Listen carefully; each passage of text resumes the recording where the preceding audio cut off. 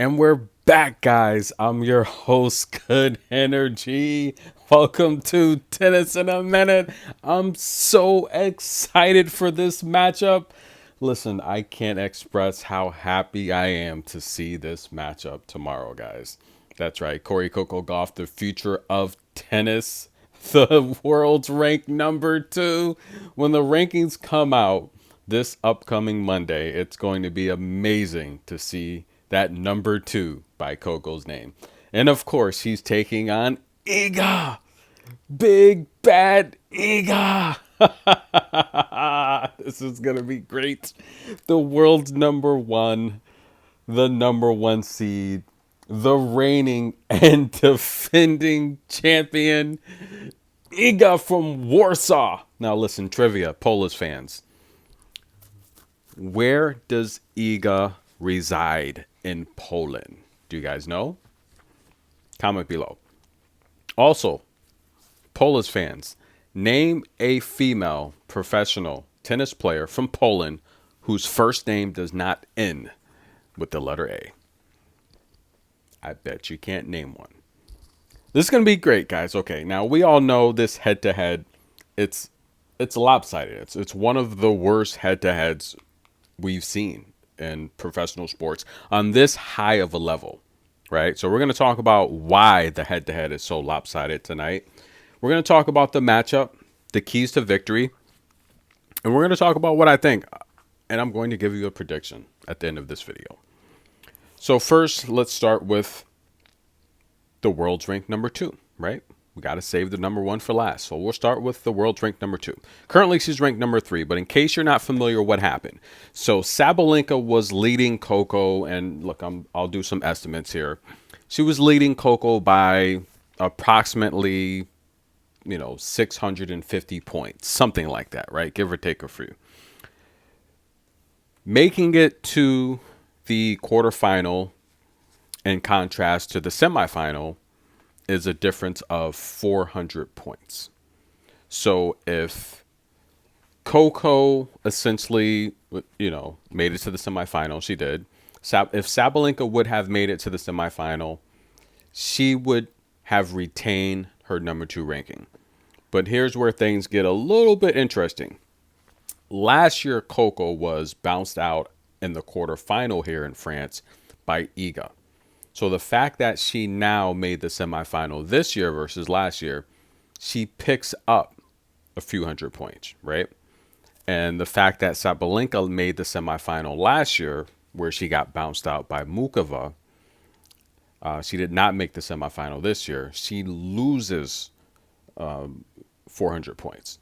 So Coco picks up 400 points. Sabalenka loses 400 points. Coco was trailing Sabalenka by about 650 points.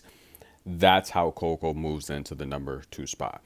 In case you guys are not aware, because I see a lot of these comments, and I've been saying this for a while. I covered the sport. Coco she's by far the most recognized player on tour. She's the most popular player on tour. There's no doubt about that. She's the highest earning female athlete. There's no doubt about that. I told you guys the story about my doctor who, we were talking about tennis. And he knows nothing about tennis. So I started naming players. And he's like, no. I said, do you know Yelena Ostapenko? He's like, no. I said, do you know Jessica Pegula? He's like, no, I'm not familiar with her. Do you know Iga Swiatek, the world's number one? He's like, no, I don't know who that is. I said, do you know Coco? He's like, yeah, I know Coco, the African-American girl.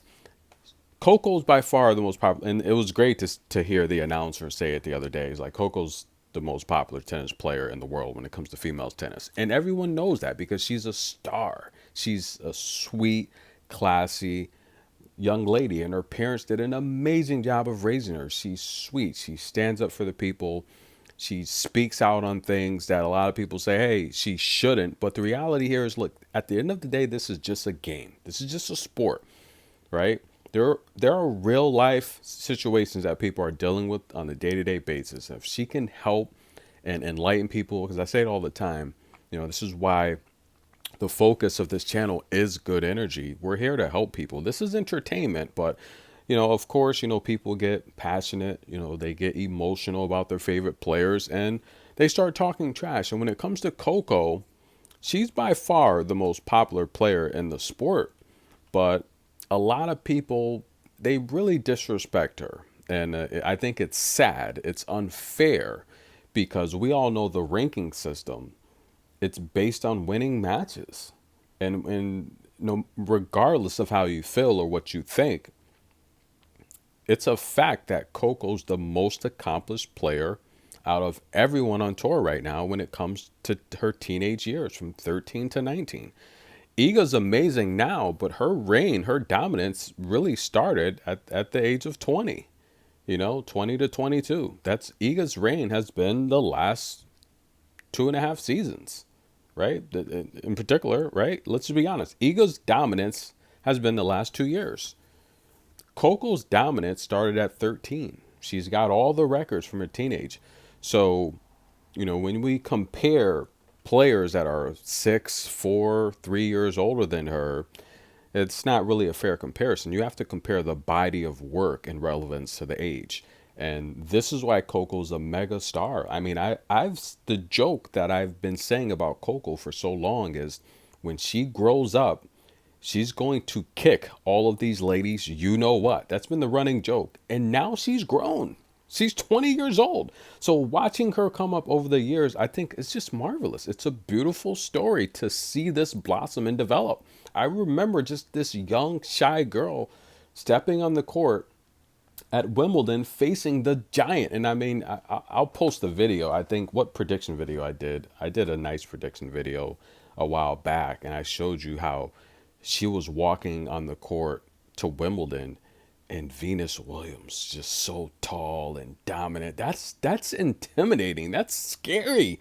A young 15-year-old going up against Venus Williams, one of the greats. Oh man, that's just so magical. And just to see how far she's come, it's amazing to me. It makes me happy.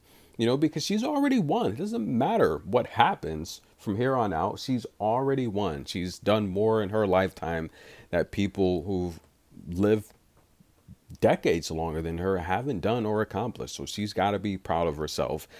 And just if you have any integrity, if you're just a classy person, if you just have integrity, you can't deny how amazing Coco's been for the sport and how amazing of a player she is. She is the future of tennis, and people have to realize that. When we talk about Coco's accomplishments from 13 to 19, it's just amazing. But if we take a look at her struggles on tour, there's only one person that's preventing Coco from just taking over the world. And it's this young lady right here, Iga Swiatek from Warsaw, ladies and gentlemen. There's only one person stopping Coco from winning multiple slams. And it's this woman right here. This is the hurdle she's got to get over. And it's going to happen. Trust me, guys, it's going to happen because the upside on Coco, you guys, everyone has stocks, right? I could tell you how I've made, I've taken, $10,000, $15,000 and turn it in well over 6 figures in stocks, right? It's all about growing your money. It's all about investing in the right companies, grabbing, the Wall Street Journal, the Barron's, and just studying and just making smart, sound investments, right?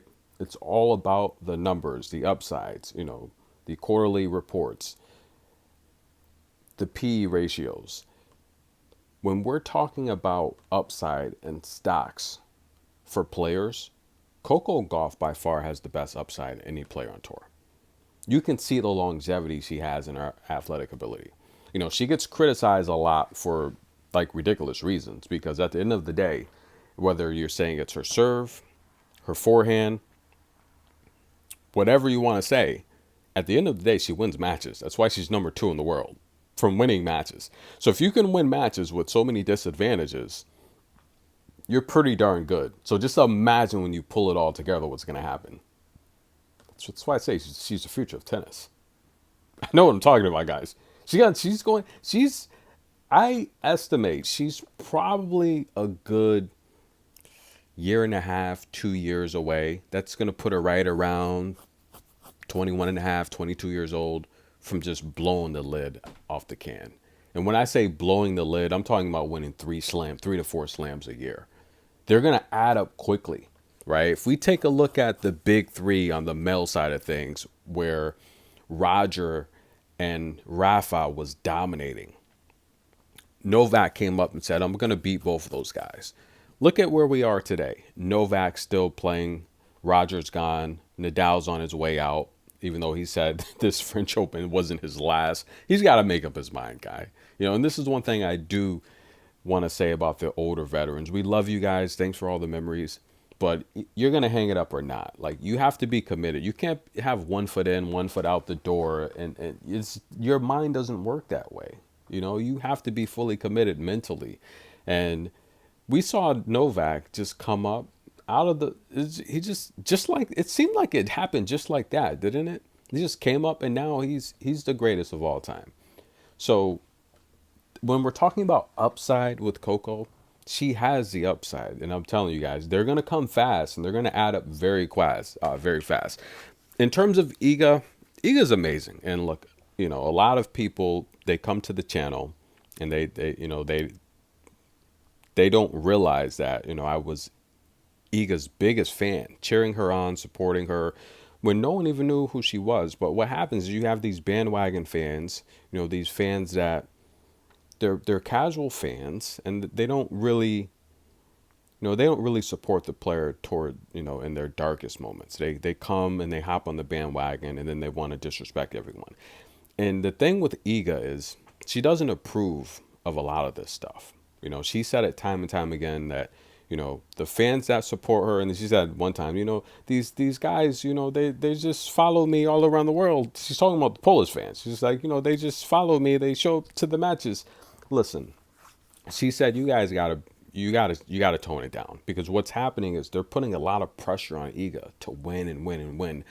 And that leads to things that the players find themselves in situations doing things they wouldn't normally do just to keep a ranking or to win a match. And I feel they're putting a lot of pressure on Iga. It's hard to get to number one, but it's even harder to stay there. And I feel they're putting a lot of pressure on her. And she's done things we've talked about during the win streak. She's done things where, like, hey, dude, what's going on here? This is clearly a violation of the rule. This is not in the rule book. What's going on here? This is starting to get a little weird here, not for wins. And this is why you got to love Coco. You've never seen Coco do anything to break a rule or anything. She knows the rule book. And this is why she's such an amazing, classy person. Now, Iga's a solid player, guys. She's really, really good. And I've supported her every step of the way. This is the type of matchup here where we're going to see all the hard work that Coco's been putting on in the gym, that Brad Gilbert's been talking about. Brad even stayed to watch, the match Iga played against Marquetta. So taking notes. And listen, if I were Coco's coach or, working on her team, I would literally have Iga's game down pack, mastered inside out. And each time they play each other now, I feel, especially last time or even going back to last year at the French Open, it certainly seems like, and look, Iga's won the last 2 times. So of the last 3 times they played, the head-to-head is 2-3, going back the last 3 times. And I think that's a new Coco. So if you want to really break it down, look at the coaching change. So they played in Cincinnati. They played on the Chinese leg of the tour. And then they recently played, I want to say they played, so it was Beijing they played, and they played in Cancun. So of the last 3 times they played at Beijing, Iga Swiatek, she won that match. She won it in straight sets, 6-2, 6-3. But again, it was a very close match. The score doesn't reflect how close it was. The Masters, Bagel in the first set, 6-love, 7-5 in the second set. We all know the court, the wind, the conditions were horrible. I was there. And again, Coco was complaining about the court. And Iga as well. Rome, they played, just not too long ago. 6-4, 6-3. The match was nearly 2 hours. Very tough battle for position, court control. And these courts here in France, they're playing a lot better than Rome, a lot better. This is luxury clay here, and I think we're in for a really good matchup. Now, how can Coco beat Iga? Or should we? Well, let's take a look at how Iga got here first, right?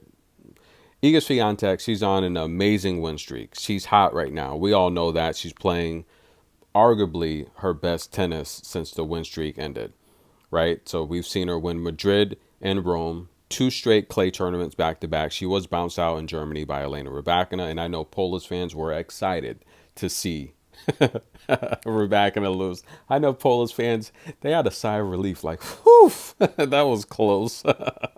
Trust me, because, okay, let's say Mira beats Sabalenka, which she did, and let's say Rybakina defeats Polini. You have to like you have to like Elena's chance to win the French Open. Okay? Now, if Coco beats Iga, I think Coco wins the French Open going head to head against anyone on the other side, whether it's Sabalenka, Rybakina, Jasmine, or Mira, right? But let's say Iga beats Coco and Rybakina beats Polini. Polish fans are like, woof, thank goodness. Because the giant from Kazakhstan, she would dominate Iga. I'm telling you, she would have a field day. You have to love her entertainment. She's becoming a bit more vocal. She's been shy for so many years. But, I mean, listen, guys. We saw Iga win 6 matches to claim the Madrid championship in the elevation. Now, she came down from the elevation in Rome. The ball carries a lot easier through the air. Another 6 matches. 12-match win streak. She comes into France.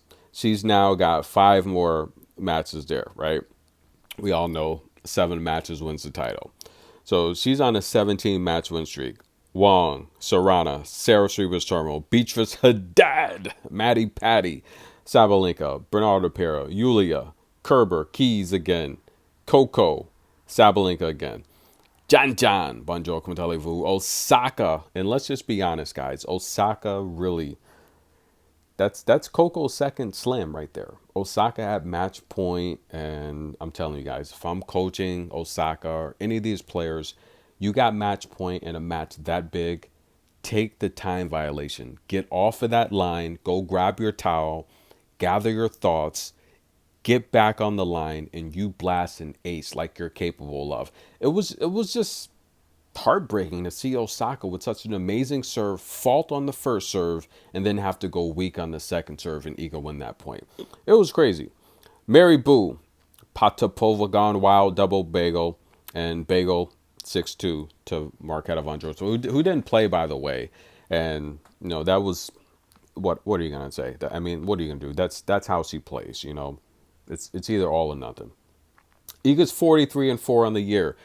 She does lose, ladies and gentlemen. She has lost, and she doesn't really do well at a lot of the slams. She is a U.S. Open champion, but she doesn't do great at Wimbledon or the Australian Open. She loses. Her first loss, 3rd round, Linda Noskova, the Australian Open. We saw her lose in Dubai to Anna Kalinskaya after she beat Coco as well. And we saw her lose in Miami to Ekaterina, So Iga does, and she lost as well to Rybakina in Germany. So Iga does lose matches. So it's not like she's perfect. She is beatable. But how's Coco gonna defeat her? Well, Coco's here after a very impressive run. Right, Coco's won 9 of her last 10 matches. On that hit list, Magdalena Frech, Jacqueline Christian, who's a hard hitter, Paula Badosa, who pump faked 43 times, unbelievable, Kenwin Jung, Andreva, Tamara, Yastremska, Elizabeta, and Ans. Amazing hit list as well. Now, Coco Gauff on the season, guys, playing solid tennis, 30-8. And I've talked a lot about, of the 8 wins, 6 have gone 3 sets. 5, she's been up in the 3rd set and up a break. So she's a tough out. 12-3 on clay this year. But Iga's going to bring it, guys. How can Coco beat Iga? Well, first of all, let's talk how good Iga is, right? We all know Iga starts everything off with that amazing serve placement. Right, I've broken her serve down in the past. Not really going to do that here. But Iga has good serve placement. Right, so that right away, her opponents, they're returning at a disadvantage, right? She plays amazing quick strike tennis. She's going to step up with that forehand. Short rally. She's the queen of short rally. She's looking to finish you off in 5 shots or less, right? She slides on clay effortlessly. Her movement on clay, her footwork, it's top notch. On clay, best in the game. 1A, 1B. Iga, Coco in terms of footwork on clay, right? Iga Swiatek, she's mastered the backhand crossbody. I haven't seen anyone on tour that can come across their body, cross court, and accurately thread the needle with a backhand like that. It's a very difficult shot. And if you watch how she trains before the matches, she practices a lot of upper body strength and conditioning. And I can see how she's able to affect that shot, how she's able to perfect that shot to the tee. She's very solid, right? But when she's down, she's a different player. And this is what Coco's going to have to do in this match. First of all, I say it all the time. If you play Iga, you win the coin toss, you have to serve first. You cannot elect to return. You're going to put yourself, it's 1-0 already, and now you're facing the second best returner in the game that wins nearly 50% of her return games. You cannot do that. That's a strategy. That's strategic. You have to serve first, right? Because when Iga's down, she's a different player. I've seen her sweat. I've seen her get nervous when she's down. She's a different player. She's still young. A lot of people forget that as well, right? Coco's going to have to take Iga into long rallies. But there's a key to that. She's going to have to mix it up, right? She's going to have to take a page from Elena Rybakina. When it comes to the deep backhand, I think Coco's got the best deep backhand on tour. Overall, I think Coco has the best backhand on tour. That's why she's able to get through these matches when she's not serving well or the forehand's not playing well. That's because of her backhand. Her backhand is the best on tour, without a doubt. Deep balls, she's going to have to extend Iga past that baseline. We're talking about range, deep balls, high bounces. Why? Because, and this comes down to shot making ability. This comes down to practice. This is how you practice for these game situations. Why? Because we want to keep Iga behind that baseline where she's not a threat. So she's returning with topspin. We can pick our shots, step up and hit winners. We need to take her out of these rallies. How do you take her out of these rallies and extend them? Deep balls behind the baseline, right? 6 to 8 feet bouncing high. Rybakina's great with that. She's got amongst the best range on tour. When it comes to that deep ball behind the baseline, without a doubt, Rybakina's got the best on tour. And that's why she's able to beat Iga effectively, right? And then we have to come back and mix in the short balls. When she's deep, we have to mix in these drop shots to get her moving forward, just so she can't develop a rhythm. She can't develop her timing. It's like boxing, MMA, or any type of fights or martial artists, combat sports. You have to find your rhythm. A lot of the first minute or 30 seconds of a fight, it's filling out your opponent. It's finding your rhythm. It's finding your timing down. Once you find your timing, it's going to be a different fight. But if you can't find your timing, it's also going to be a different fight and not in your favor. The same with tennis. You have to disrupt your opponent's timing. And this is why I say, if you watch these matches, this is where, I was the biggest Iga fan in the world, but I started to notice how she disrupts her opponent's timing. She's always holding up her racket. She's always putting up her hand. She does that to affect her opponent's timing. It's a slick tactic. Technically, it is breaking the rule because the game is played on the speed of the server's racket. She does break the rules constantly, but no one's calling her out on it. There was a stretch a couple of years ago where they started to call Iga out on that, and she was getting warnings and violations, but no one's really doing it anymore. They're kind of letting it go to the wayside because she's been so dominant, and they don't realize why. That's part of the reason. She's disrupting her opponent's timing. Tennis is about timing. Watch the match. Not here to argue with anyone, because if you have integrity, you know what it is. Watch the match. It's clear as day, right? And I say that all the time. I say, if we can see what you're doing with millions watching, what are you doing when no one's watching? That's food for thought, guys. I'm telling you. But She's going to have to extend her past the baseline, but also mix in the short balls. Iga is fast on clay. She is very fast. She's got very good footwork. She knows how to slide, but if she is vulnerable, it's defending the net. And we saw last year, I pointed out the French Open where Coco played Iga. Coco was destroying Iga at the net. In that second set where she had the opportunity to break Iga, that would have changed the match. And there was a weird sequence at the net where Coco actually made a mishap on an easy point that she should have won, and that changed the second set. Iga was able to regain control of the second set. But you have to serve well against Iga. Coco's going to have to serve well. She cannot have more than 2 double faults, and even that is too much. She cannot have more than 2 double faults. She has to serve well, and that means limit the double faults. Much like her first match against Julia to start this tournament, she's going to have to win 90% of her first serves. She has to. And if she's not winning, if she's faulting a lot, she's got to win 90% of her second serves. She has to win her service points. As simple as that. She has to hold serve. If you hold serve and you're serving first, once you get into the deep water of that first set, meaning you've held on your fourth service game, now you get really aggressive. You get really, really aggressive, and you start to really turn up the heat and return with velocity. And you win a point, Iga faults, you step in on the second serve. Next thing you know, it's a different ball game. You got a chance to win a set. But you have to hold to the business end of the first set.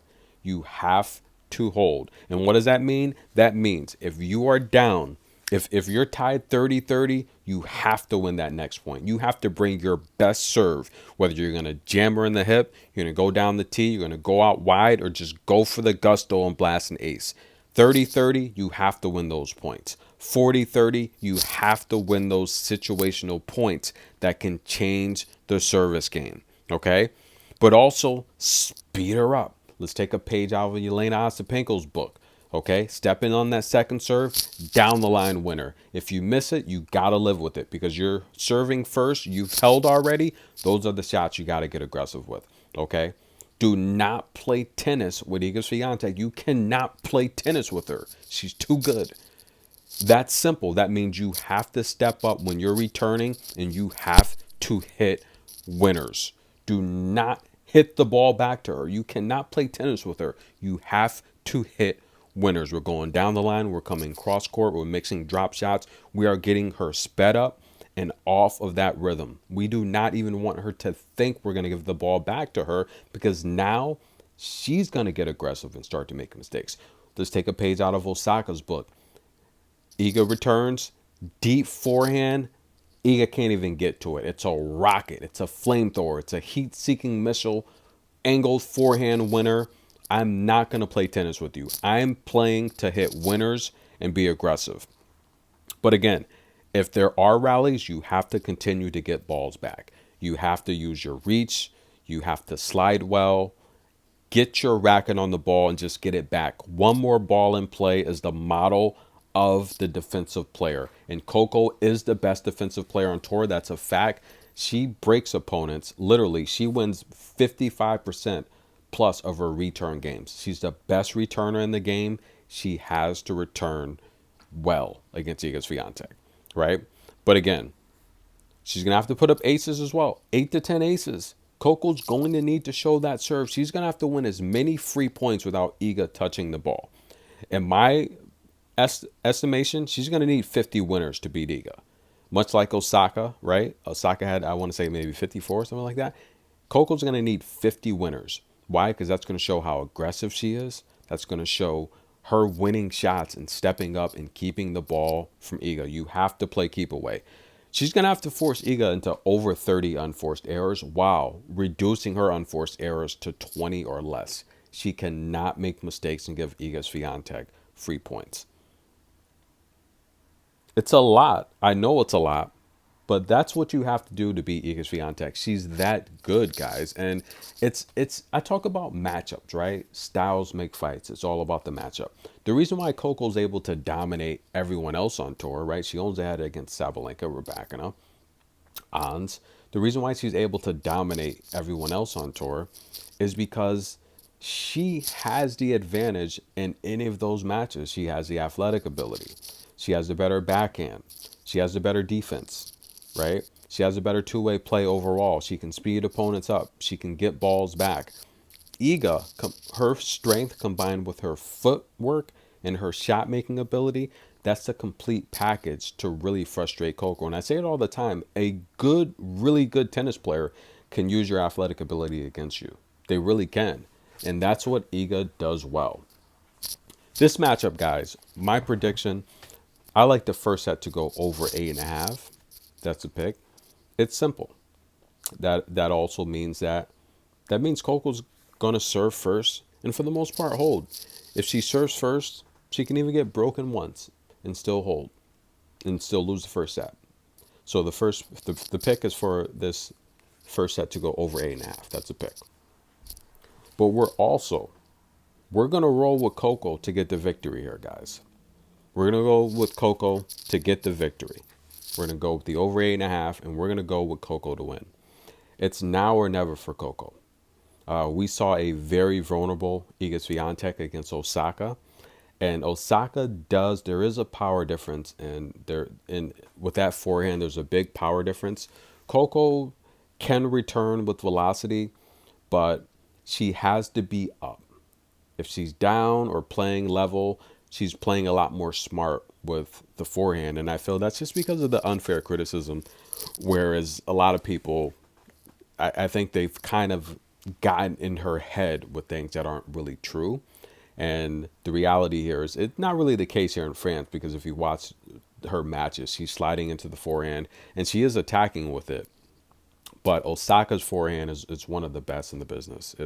It probably is, to be honest with you. She's very strong. She's very technical. She's a good ball striker. She's very clean, and she doesn't make a lot of mistakes.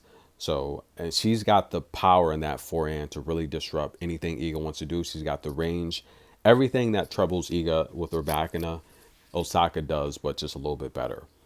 So that's one area that Osaka has an advantage versus Coco, is that just powerful forehand that can just deep in the corner where it's tough to return. If you do return it, your opponent's going to come forward and just put it away, which Osaka did as well. So that's one reason why Osaka was able to really pressure Iga a little more. But Coco can do it. She can beat Iga. And the last couple times they've played, Mexico was a mess. I don't really want to gauge that. The second set was competitive, but just the elements there, anyone that ever competed or played, if the elements aren't right, I mean, it's just things can go bad. You start getting frustrated and you're not playing your game. The elements have to be right. And I think this court, these conditions, they're right. They're perfect for Coco. I thought she played very well against Ons. She showed a lot of maturity. And I mean, a younger Coco would have got upset and folded in that situation after losing the first set. And she only had 4 double faults. That's about what she averaged last year. So she's got to at least keep it there, but she can't have more than 2 double faults against Iga. We saw her win 68% of her first serves. She was 80% on break points, 4 for 5. While just after that first set, Ons really couldn't break Coco at all. 2 for 8 overall. And Ons showed her shot making ability that match. And for Coco to constantly get balls back, she has to do that with Iga. Now, Iga last time out against Marquetta, 69% of her first serves in play, which is good. That's better than her slam average. But she won 85% of her first serve.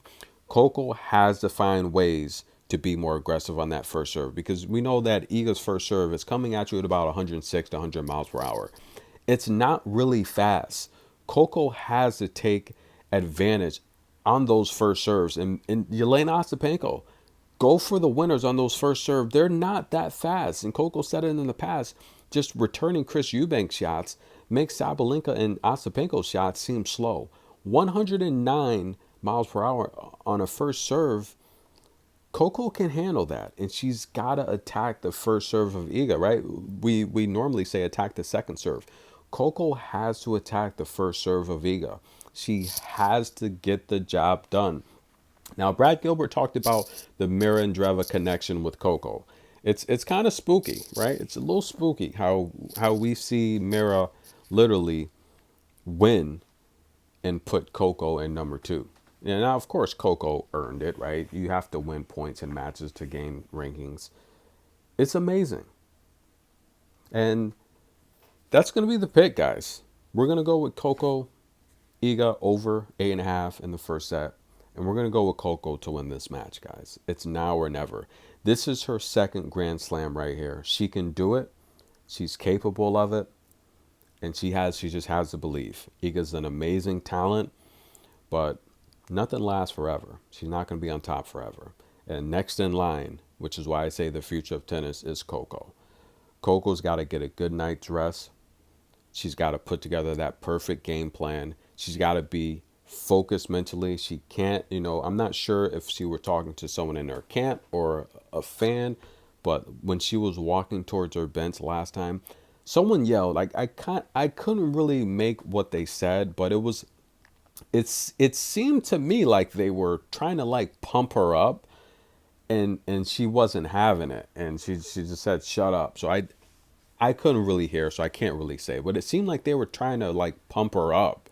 So which is why I thought it was possibly a member of her camp. But again, I mean, probably justified, right? She's pretty classy. She's not gonna lash out, unless someone really said something to really bother her. But she's gonna have to block everything out, and she's really gonna have to gauge each situation. If she gets down, or if she's down on serve or down a break, she can't get frustrated. She's got to live in the moment, play each point. Don't get too far ahead of yourself, and don't let mistakes bother you, right? Because it's not over until you shake hands. She's got to take a page from that Cincinnati book where she's just played Iga stronger, more physical. And during that stretch, An said she's seen Coco play better. That stretch last summer was magical. I mean, I was at a lot of those matches, and just watching Coco's power on the forehand was crazy. She's got to bring that intensity today. And I think just watching Osaka play so well, it's time, guys. It's time. So that's the pick. Enjoy. Tennis in a minute. We'll be back. We're also going to do the Polini Mira match. Watch up. That video is probably up by now. But thank you for the love and support. Hit the super thanks. Donate. And I'm your host, Good Energy. We'll be back, guys. Enjoy the match. Congratulations to these two amazing, classy ladies. And I didn't give keys for Iga to win, but I think it's pretty simple. For Iga to win, she just needs to do what she's done the last 10 times. There's really not much to it. She's a 7-1 favorite.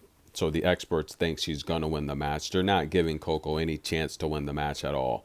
So for Iga to win, she's got to do everything I said that she's great at in the middle of this video, which she's been doing it. Tennis in a minute. See you guys soon. Show some love for both ladies. Like the video. We'll be right back.